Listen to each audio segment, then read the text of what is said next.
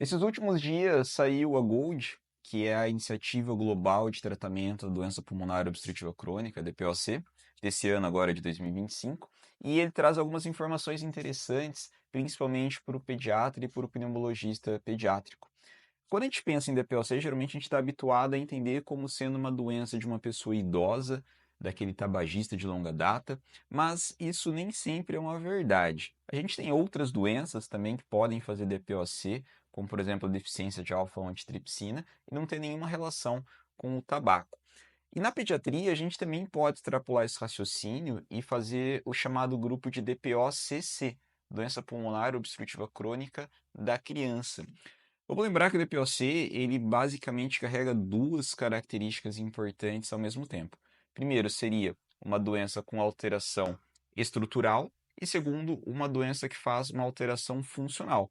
E se a gente pegar, por exemplo, a asma, uma asma sem tratamento, ela vai fazer essas duas coisas. Se a gente pega um sibilante recorrente no lactente, sibilância vírus induzida, isso também pode acontecer. Na displasia broncopulmonar, isso também pode acontecer na bronquite obterante, na fibrose cística. Então, essas doenças também se enquadrariam no DPOCC. E a gente tem um artigo, inclusive nacional, aqui do Dr. Gilberto Fischer e do Dr. José Dirceu, que eles falam justamente sobre isso. Eles dão aqui uma série de doenças que podem fazer essas alterações e que a gente deveria encará-las aqui com um pouquinho mais até de comprometimento, pensando que elas podem fazer repercussão futura na vida adulta. E então aí vem aquela pergunta, mas e daí? O que que isso tem a ver com a pediatria?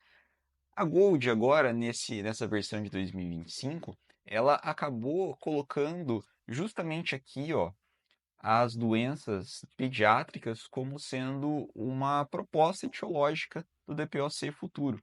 E se a gente olha aqui, ó, nessa segunda categoria aqui, um desenvolvimento anormal dessa função desse pulmão pode vir aqui com alterações já no início de vida, incluindo a prematuridade, baixo peso ao nascimento, ou seja, a criança PIG pode ter essa relação, a exposição ao tabagismo, incluindo aqui o tabagismo passivo intraútero também é uma característica que pode fazer perda de função pulmonar e está relacionado ao DPOC futuro. E também a gente pode ter aqui os casos de asma, né, na criança com asma, que também pode fazer o overlap futuro dessa condição que seria o DPOC, propriamente dito, com o paciente com asma.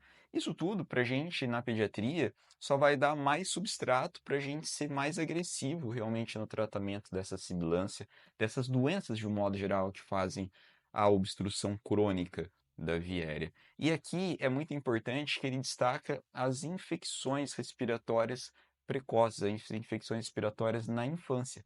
E a gente sabe que isso para a gente que está trabalhando com criança todo dia, isso é uma constante. O tempo todo a gente vê aquela criança sibilando ou tendo um gatilho de sibilância por causa de uma infecção viral. Vide as crianças que vão para a creche ou então aquelas crianças que têm irmãos que vão para a escola e trazem a doença para dentro de casa.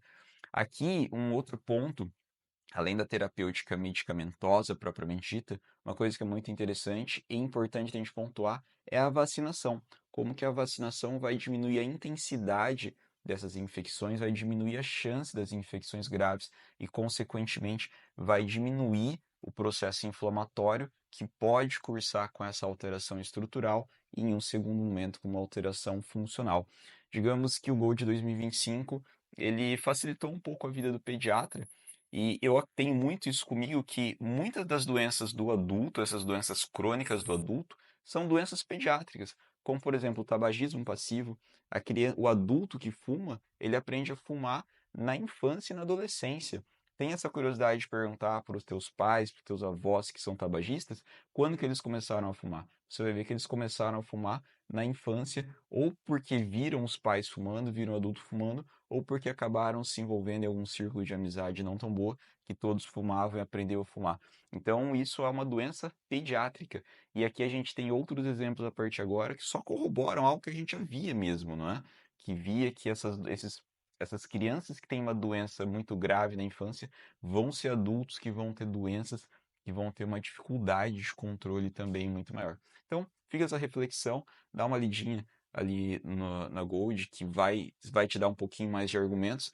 E reforço isso para o pediatra, para quem trabalha com criança, só vai ser um comemorativo, só vai corroborar algo que a gente já via e que vai fazer a gente ser um pouquinho mais incisivo nessas nossas condutas.